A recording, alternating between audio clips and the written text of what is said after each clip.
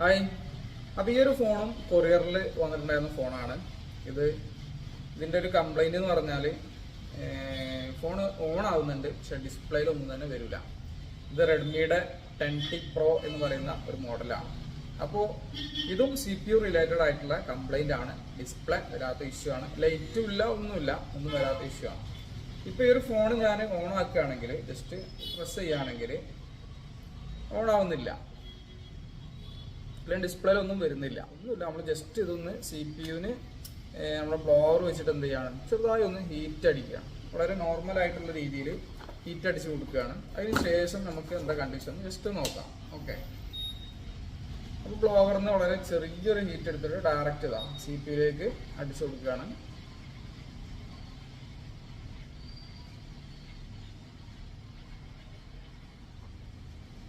Okay, heat കൊടുത്തിട്ടുണ്ട്.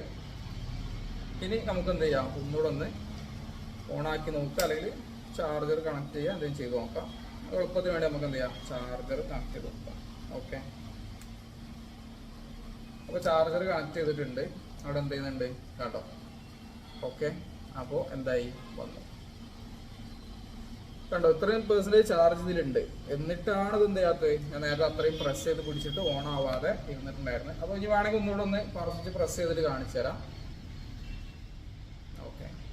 അപ്പോൾ phone എന്തായിട്ടുണ്ട്, on ആയിട്ടുണ്ട്, കണ്ടല്ലോ.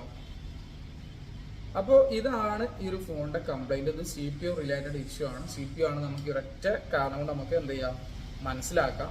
അപ്പോൾ ഈ ഒരു ഫോണ് നമ്മൾ ഞാൻ അടുത്തതായിട്ട് ഇതിൻ്റെ CPU റീബോൾ ചെയ്തിട്ടാണ്, ഡബിൾ ഡെക്കറാണ് വരുന്നത്.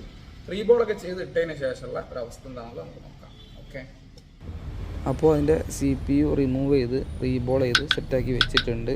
ഇനി എന്താണ് ഫിക്സ് ചെയ്തിട്ടുള്ള അവസ്ഥ എന്നുള്ളത് കാണിച്ചു തരാം. ഓക്കെ, അപ്പോൾ നമ്മളിതിൻ്റെ CPU തിരിച്ചിട്ടിട്ടുണ്ട്. ഡബിൾ ഡെക്കർ ആയിരുന്നു, അപ്പോൾ റീബോൾ ചെയ്തിട്ടു. അതുപോലെ തന്നെ ഷീൽഡ് റിമൂവ് ചെയ്യേണ്ട ഒരു ആവശ്യം ഉണ്ടായിരുന്നു. അപ്പോൾ അങ്ങനെ ഷീൽഡ് റിമൂവ് ചെയ്യേണ്ടി വന്നിട്ടുണ്ട്. ഓക്കെ, അപ്പോൾ എന്താണ് ഇനി കണ്ടീഷൻ എന്നുള്ളത് നമുക്ക് നോക്കാം. അപ്പോൾ അതിനായിട്ട് ഫോണിൻ്റെ ബാക്കി ഭാഗങ്ങളൊക്കെ നമുക്ക് എടുക്കാം. ഓക്കെ, ഒന്ന് സെറ്റാക്കിയിട്ട് കാണിക്കാം. ഓക്കെ, അപ്പോൾ കംപ്ലീറ്റ് സെറ്റാക്കി വെച്ചിട്ടുണ്ട്. ജസ്റ്റ് എന്ത് ചെയ്യാം, ഓണാക്കി നോക്കാം എന്താ കണ്ടീഷൻ എന്നുള്ളത്. ഓക്കെ, ഫോണ് ഡിസ്പ്ലേ ഓൺ ആയിട്ടുണ്ട്. CPU റീബോൾ ചെയ്തിട്ടു, സംഗതി സെറ്റായിട്ടുണ്ട്. ഇനി മെനു വരെ വരുന്നുണ്ടോ എന്നുള്ളത് നമുക്ക് നോക്കി നോക്കാം. ഓക്കെ,